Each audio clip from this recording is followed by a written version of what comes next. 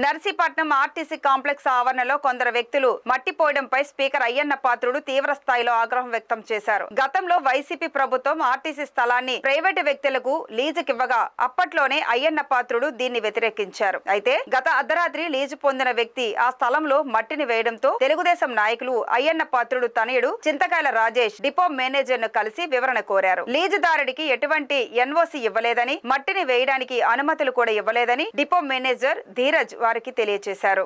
RTC స్థలంలో మట్టి వేయడాన్ని తెలుసుకున్న స్పీకర్ అయ్యన్న పాత్రుడు అక్కడికి చేరుకొని పరిస్థితిని సమీక్షించి అధికారులపై ఆగ్రహం వ్యక్తం చేశారు. అవసరమైతే నా పదవి పోయినా పర్వాలేదు కానీ ఆర్టీసీ స్థలాన్ని ప్రైవేటు వ్యక్తులకు లీజుకు ఇవ్వడం కుదరదని స్పష్టం చేశారు.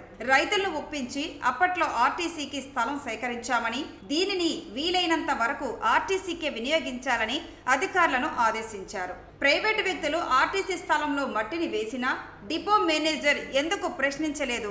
దీన్ని బట్టి చూస్తే డిపో మేనేజర్ కాంట్రాక్టర్ కుమ్మక్కయ్యారని అనుకోవలసి ఉంటుందన్నారు. వెంటనే ఆర్టీసీ సెక్యూరిటీని సస్పెండ్ చేయాలని, 24 గంటల్లో మట్టి వేసిన వారిపై చర్యలు చేపట్టాలని డిఎంకు ఆదేశించారు. ఆర్టీసీ స్థలం ప్రజలది అని, ప్రజలే దీనిని కాపాడుకోవాలన్నారు.